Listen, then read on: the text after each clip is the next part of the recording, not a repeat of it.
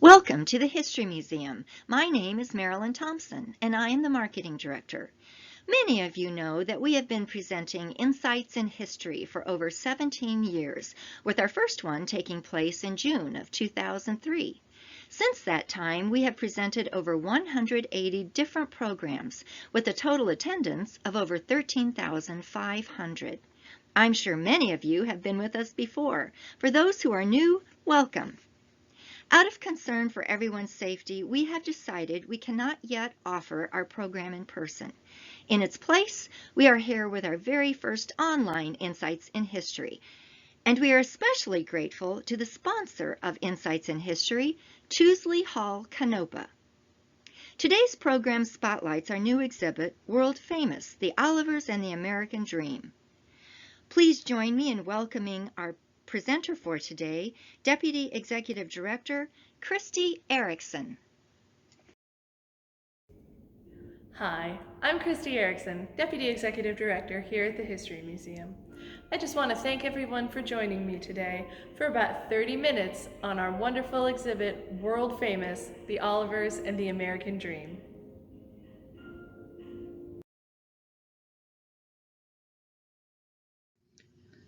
Just like the exhibit, today we're going to split this story up into three sections: the Oliver family, the Oliver business, and the Oliver public works. We'll get started with the family, and the story of the Olivers begins in Scotland, in an area called the Borderlands. This is called so because it's right on the border with England, and James Oliver was born here in 1823. Later in life, he came back to visit his ancestral home and wrote in his diary his recollections of all of his childhood haunts, and you can see that in this exhibit all around this map of the places that he visited and what he remembered about them. Getting a little closer to this map, you can see on the small map in the upper left corner that this region is also called Liddesdale, which is named after the river that runs through the center of it, which is called the Little Water. The first place in the area that we're going to highlight is the city of Copshaw Holm, which later gave its name to the Oliver Mansion. And you can see that city right here. We can also see inside of it, you can see it says Copshaw. Here it shows Copshaw Tower, Copshaw Park, and the green space in the center. Now, Copshaw Holm is actually named after a man named John Copshaw, who is also called John Eliot of the Eliot clan. In his time, he was one of a group of people called the Border Reivers, who would cross the border into England to raid the English towns, and then the English would retaliate. And these Reivers would build towers in the area to protect themselves, and then other people would often build cities around these towers because they knew it was safer than building a city out by itself.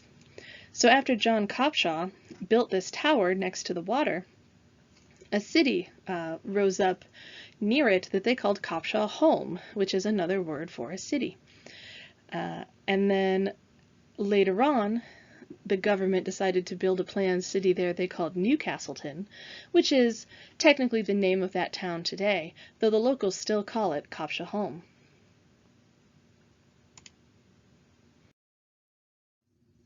Here you can see a postcard of downtown Newcastleton from the 1920s when Joseph Oliver Jr. and Catherine Oliver went to visit.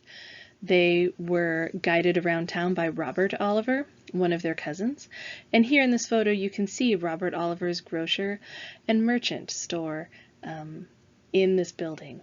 It hasn't changed much today, though of course a little more modern, but the city is very similar to how it was built in the 1700s. Our next stop in Liddesdale is a farm called Whitehaw or Wheathaw, which was the birthplace of James Oliver. In the early 1800s, James Oliver's father George, who was called Geordie, worked for the Irving family at their farm, which is called the Mains. Now, Wheathaw is right here. You can see it labeled on the map, and the Mains is labeled right there, so very close together. It was here that Geordie fell in love with their daughter, Elizabeth Irving, and the two were married against her parents' wishes in 1802. Her brother William leased Whitehall for Geordie and Elizabeth to live, and it was here that James Oliver was born, one of 8 siblings. So you can imagine James Oliver roaming through this whole part of Scotland, up and down the river. He went to school at the Castleton Kirk and School, which is down here. He talks about a bridge that he liked to sit at, which is right about there. And there's a graveyard in this area where he went to visit his relatives, and then going to the city of Copshahome as well. If you're on a computer, which I suspect you are, after you're done watching this program, if you're interested in this part of the world, you can get on Google Street View and go up and down the river and see the sights. It's a very beautiful part of the world, and you can actually go inside the museum at New Castleton, where they even have a corner inside the museum dedicated to their famous son, James Oliver, and his plow.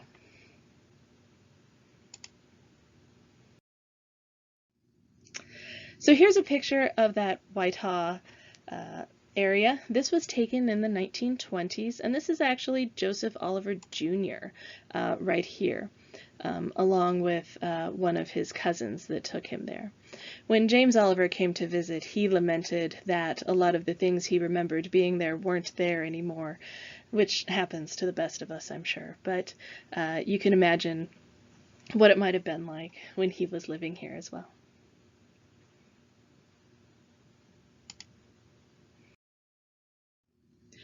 James Oliver came to the United States as a 12-year-old child, and his father, Geordie, died not long after, making James the head of the family. He took odd jobs around Mishawaka, where the family settled, and did most of them poorly, until he finally found his calling as a foundryman and a blacksmith.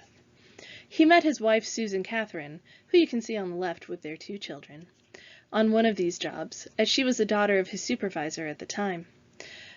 His supervisor, whose name was Joseph Doty, told him that he could marry Susan Catherine if he had a house for them to live in. So he set out to build a cabin that ended up being on the north side of the St. Joseph River, near where Battelle Park Bandshell is today.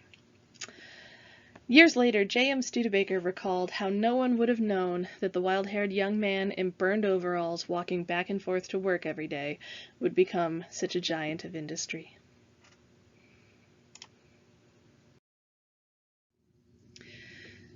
James and Susan Catherine Oliver's first child was Josephine, seen here, and she was born on April 6, 1846, in Mishawaka, Indiana.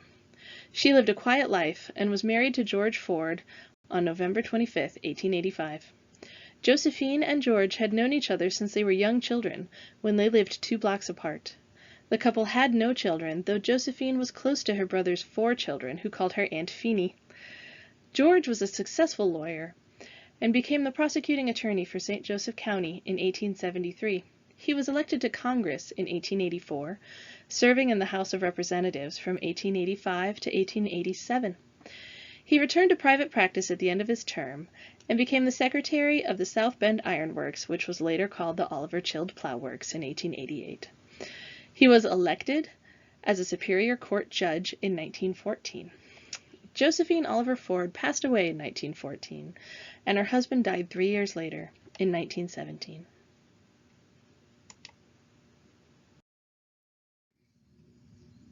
On this slide, you can see Joseph Doty Oliver, called J.D., who was born in Mishawaka, Indiana in 1850, and his wife, Anna Gertrude Wells.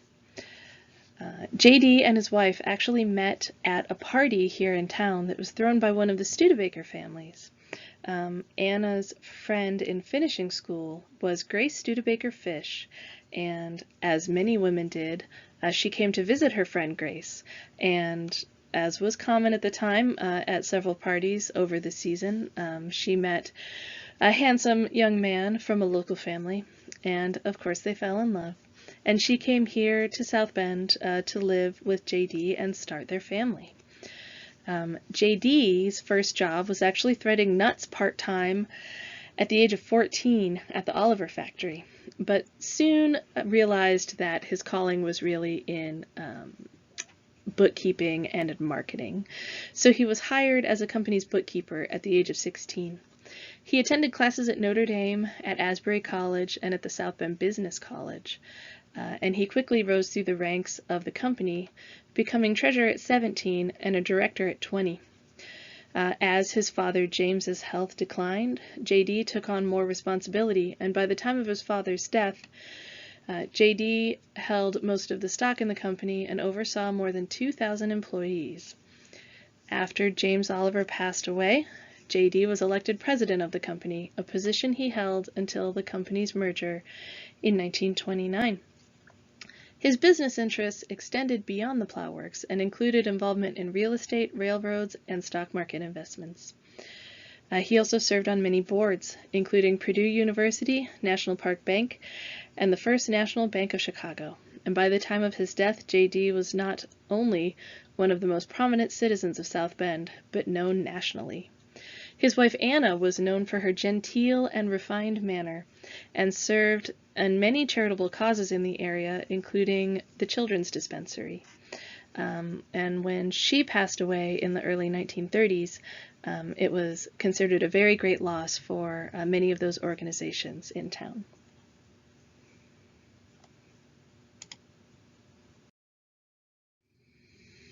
J.D. and Anna had 4 children, James II, Gertrude, Joseph Jr., and Catherine. This vignette in our exhibit dates to about 1930 and is representative of Joseph Jr.'s love of horses and riding. All 4 children were passionate about their interests, and Joseph's was clearly horsemanship. He raised and trained horses on the family farm in Mishawaka, and many of the objects you see here are from that farm, including, you can see a water bucket here, and a door from the barn, as well as a display of bits that were given to Joseph Jr. by George Studebaker.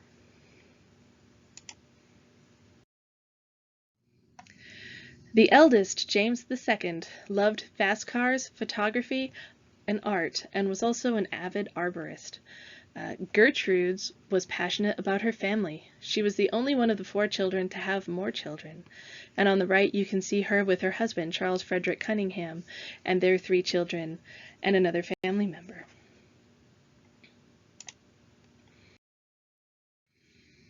And Catherine, the youngest daughter, seemed to love life. Catherine was an avid golfer and held several records at the South Bend Country Club. She liked to travel, she enjoyed parties, and spent much of her time contributing to charitable causes, as well as she liked to read and was always on top of the latest fashions.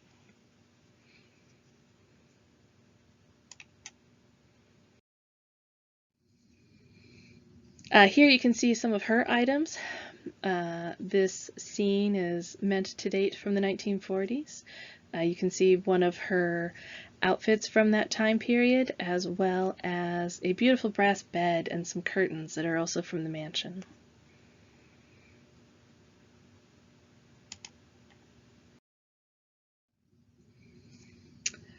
Gertrude Oliver Cunningham and her family continued the Oliver legacy, donating their grandfather's mansion, Copshahome, to the Northern Indiana Historical Society, which is now doing business as the History Museum. Gertrude Oliver served on the Board of Trustees of the Society for many years, and today the mansion can be toured by the public 7 days a week. If you're interested in more about the Oliver family and their life, I encourage you to do so. There's only so much I can tell you in the time we have here today, and certainly any of our wonderful volunteers can teach you much, much more.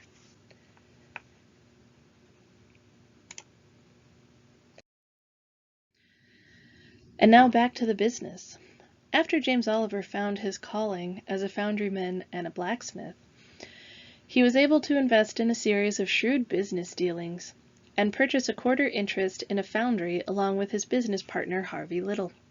Despite many setbacks, their business grew quickly, especially after James Oliver invented his signature chilled plow. On July 22, 1868, the company incorporated as the South Bend Iron Works, a name that lasted for many decades.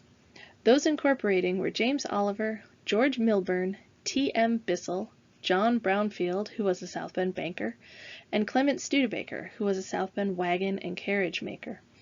And in this photo, you can see some of those workers from the South Bend Iron Works, along with many of the products that that company made. In the front, right here, is James Oliver. And you can see things like gears, this big hook for some kind of pulley that this man has. These famous chilled plows, though they probably weren't famous just yet. These are wagon skeins. That's an axle that a wagon wheel turns on. These pieces in front seem to be pieces from sewing machine cabinets. Shovels, pickaxes, all types of things. So especially in those early days, it wasn't just the plow, it was any kind of iron thing that anybody needed. The South Bend Iron Works was able to make it for you.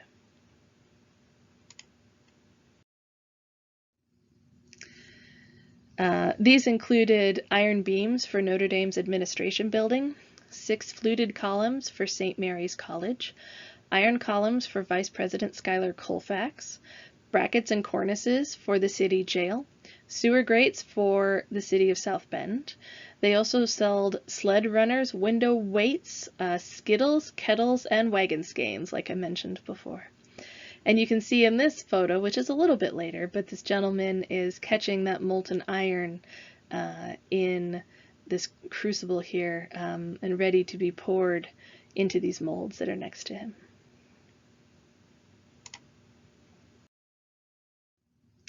But Oliver's most popular product was the chilled plow. And in our exhibit, the curators call affectionately this area Plow Mountain. Mr. Oliver found that an extremely hard and polished surface sliced easily through the soil, but was brittle and prone to breakage. But a softer plow was more durable, but did not cut as well. So he concluded that the perfect mold board had a hard, polished exterior with a softer, fine-grained interior structure.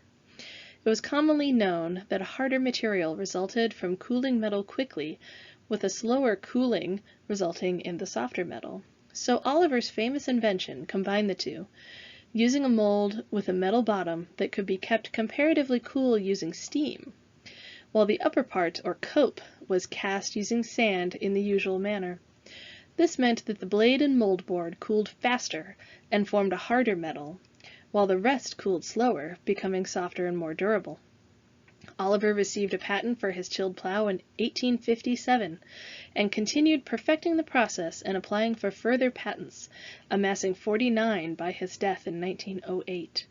His ingenuity and perseverance allowed the American farmer to plow more efficiently and save thousands of man-hours in the fields. Seen here are a variety of those plows.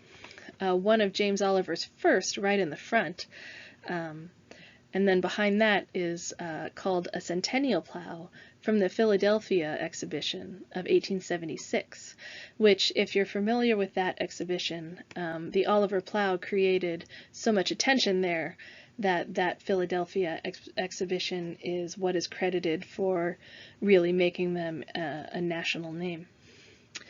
At the top of Plow Mountain is a plow from the 1893 World's Fair that is carved with cornucopias and lots of different motifs. It's very ornate. And then 2 others that are from the 1900s. So lots of different examples of that famous plow. And they made so many different kinds. This is just a handful of those. We've also got some advertising posters. Advertising farm implements. There's a sign here even advertising plows in Buenos Aires. So all around the world, the Oliver plow was known.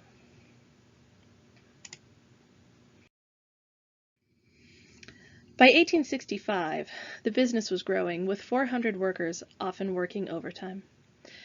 James Oliver hoped that his son would share his love of the foundry, and he put young J.D. to work, as I already mentioned, threading nuts and bolts by the age of 14. As he got more into administrative work, he found that his sharp mind and marketing acumen really complemented James Oliver's inventive genius, and the 2 of them took the company from a local sensation to a worldwide powerhouse. J.D. Oliver's 4 children also served on the board of trustees for the company, guiding the company through many financial crises and triumphs. Here you can see J.D. Oliver's desk from the factory and his chair that he would sit in. We've used this to recreate what an office there might have looked like. You can see many business ledgers that are from that factory, a salesman sample plow in the back corner. You might say, who's that gentleman in the middle of the wall over the desk? That's actually the Scottish poet Robert Burns, who was James Oliver's favorite poet, and he would often quote Robert Burns' poems. There were actually several portraits of Robert Burns in the Oliver Mansion when it was donated, so very obviously a family favorite.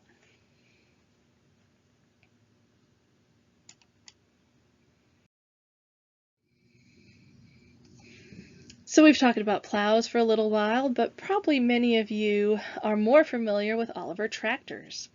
They were being developed in the early 1900s, but tractors really became popular around World War I. They shipped many soldiers off to war at the time, and they also shipped most of the horses in America off to war as well. And so lots of farm implement manufacturers started looking at tractors very seriously as a replacement for horses out in the fields. Oliver actually partnered with Henry Ford for a little while with the Fordson tractor to be sold along with an Oliver plow, but eventually Oliver got into making their own tractors. On the left, you can see a 1957 Oliver Super 44. In order to compete with Farmall's Cub tractor, in 1957 the Oliver Company designed the Super 44. This tractor was first made at the Oliver plant in Battle Creek, Michigan, but was later built at Plant No. 2 in South Bend, Indiana. This one is on loan from Dick Westerhouse. The one in the center is a Town & Country Lawn Tractor 125, which was produced from 1972 to 1974, and that one's on loan from Larry Widner. And then the tractor on the right is my favorite, though I'm a little biased because it belongs to the History Museum. It's a 1946 Oliver Row Crop 70, and with the Great Depression mostly over, farmers were finally in a position to make a living off the land. A small increase in farm implement sales prompted the Oliver Company to have Herman Altgelt, its engineer at the South Bend plant, design a new tractor. Altgelt's design helped pull the Oliver Company to the front line of tractor development. The Oliver 70 row crop was the first tractor equipped with a 6-cylinder engine, and it was developed to use the new 70-octane gasoline. Hence the model number. By February 1936, Oliver had sold 5,000 of the tractors. The Oliver 70 row crop tractors came with an optional electric start, headlights, and a hammock-style comfort seat. With the introduction of the 1937 70 model, the Hartpar name was removed from all future tractors. The Oliver row crop 70 was produced from 1935 until 1948, and in 1946 cost $1,493.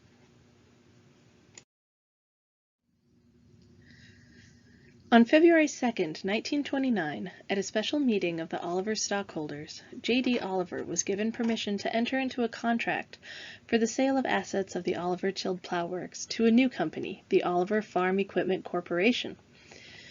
This new company was incorporated on February 13, 1929, and took over the assets and production of the Oliver Tilled Plow Works, the Nichols and Shepard Company, the Hartpar Tractor Company, and the American Seeding Company. All equipment produced by these businesses would have the Oliver name, this being a condition that J.D. Oliver insisted upon. On March 30, 1929, the Oliver Tilled Plow Works, a company founded by J.D. Oliver's father, ceased to exist, and control of the company was given to a board of directors formed of executives from all 3 companies operating out of an office in downtown Chicago.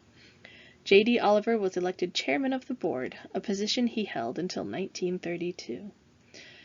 Though, according to, there's an oral history that you can watch in the exhibit that's not part of our talk today, J. Oliver Cunningham, his grandson, says that J.D. became very frustrated with this board of directors, mostly in that they were spending money in a way that J.D. felt was very frivolous. An example he gave was purchasing new furniture for the office at an exorbitant amount of money paid to a furniture maker who was a friend of one of the board members, things like that. So it seems that J.D. was not terribly involved for too long due to these frustrations.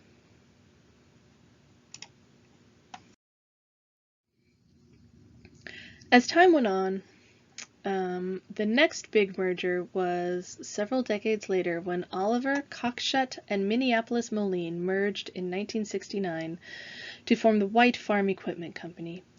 The production of Oliver-branded equipment ceased in 1975, though the South Bend factory continued until 1985. Today, White is a brand of AGCO. A note featured in our display is what I like to call the world's biggest flowchart, where we tried to track all of the companies that ended up forming that White Farm Equipment Company. You can see E.H. Lamb and Company, and then Oliver and Little, Oliver and Bissell, Untitled Plow, coming down here all the way to the White Farm Equipment Company. So that's something that I really enjoy that's in here. That is actually just a very helpful reference for us as well.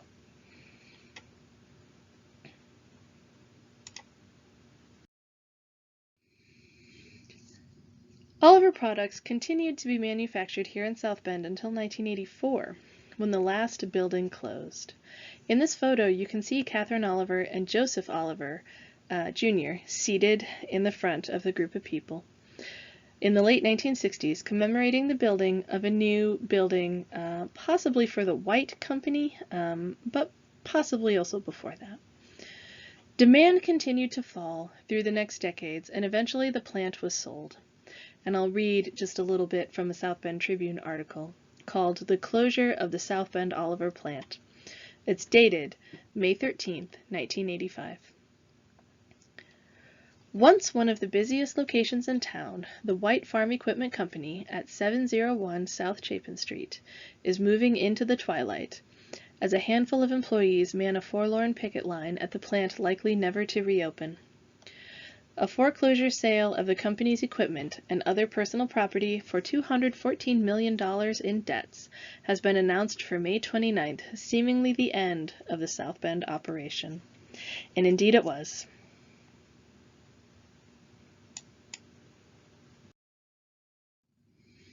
However, despite the closure of the plant in the 80s, the legacy of the Oliver family lives on in our area today. So now we're going to move on to the third part of the exhibit, which is that Oliver legacy. James Oliver was known worldwide for his chilled plow and business acumen, but he was also known for giving back to the city of South Bend, where his business got its start.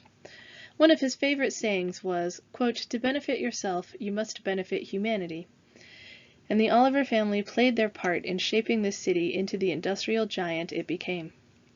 As the Oliver Chilled Plow Works grew, so did the city and its population.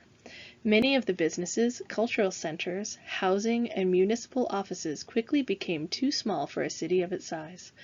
Where the Olivers saw a need, they set out to fill it, often funding the project partially or wholly themselves. The full impact of the Oliver family's philanthropy may never be known, as many of their donations were anonymous, but their generosity can still be felt in our community today. And this is one example of the city's recognition of that Oliver generosity. This is the Oliver Loving Cup, which was given to James Oliver by the people of South Bend in recognition for the Oliver Hotel, which is made by Tiffany and Company. You can't see all sides of it, but it features James Oliver and his wife on the front. It's got a picture of the hotel on one side, the original factory on the East Race on another side, as well as the Oliver Plow factory as well, and his favorite saying from Robert Burns, that famous Scottish poet, which is "A man's a man for all that," which is a poem a saying from a poem called "Is There for Honest Poverty?" meaning that a man is just a man, even if he's got expensive clothes or fancy titles, that we're all still the same.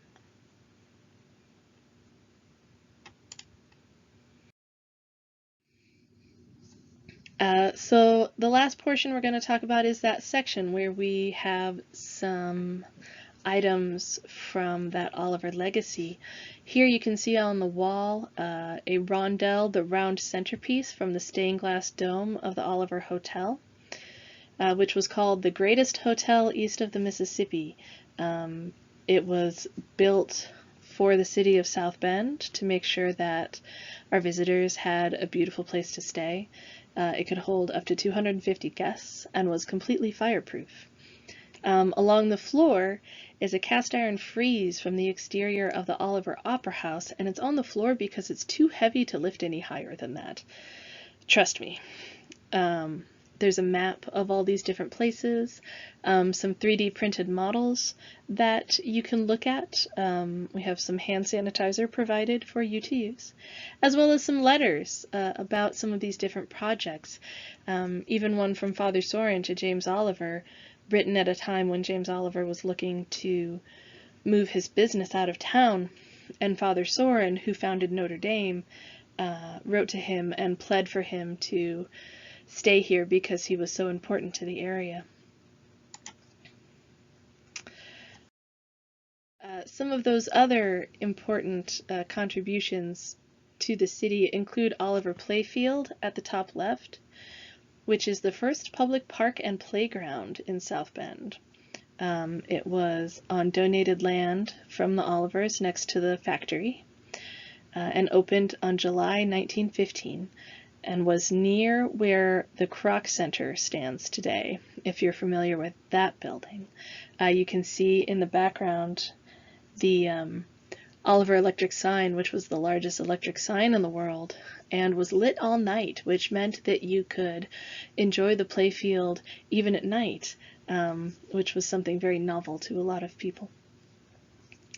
At the bottom left is the Oliver Opera House, which seated 1,253 people and was in the 100 block of North Main Street, so a very grand and well-appointed theater for the people of South Bend. This was at a time where there were only 20,000 people in town, so a very large theater for a town of our size, and would have people camping outside for tickets to the shows at the Opera House.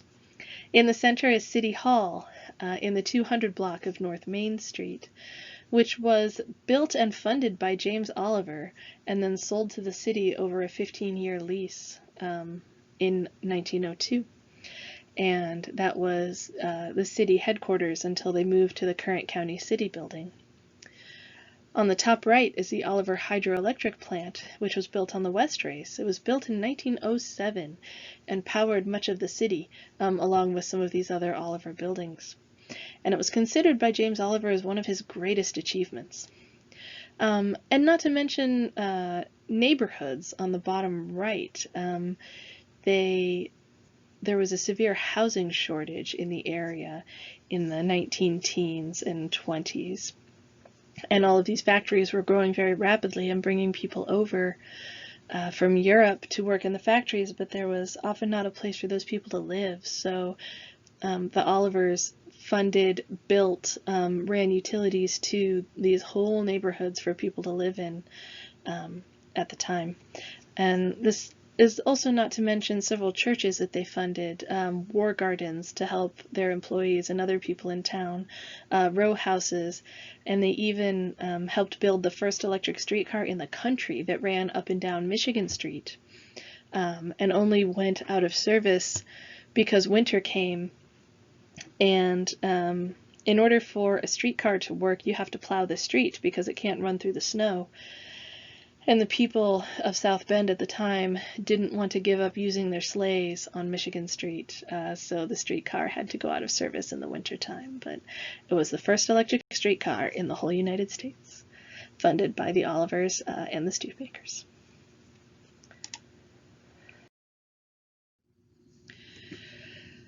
So that's about the end of our program today. In the exhibit World Famous, you can learn about all of these things and much, much, much more. There's so many things in this exhibit that I just didn't have time to tell you all about today. But the exhibit will be here for you to see, to bring your family or to bring your children, open until March 7th, 2021. And the museum is currently just a great place for social distancing. You can come and see a new place, learn a new thing, enjoy our beautiful gardens that our staff have really been working hard to keep lovely. And thanks again for joining us today. Goodbye.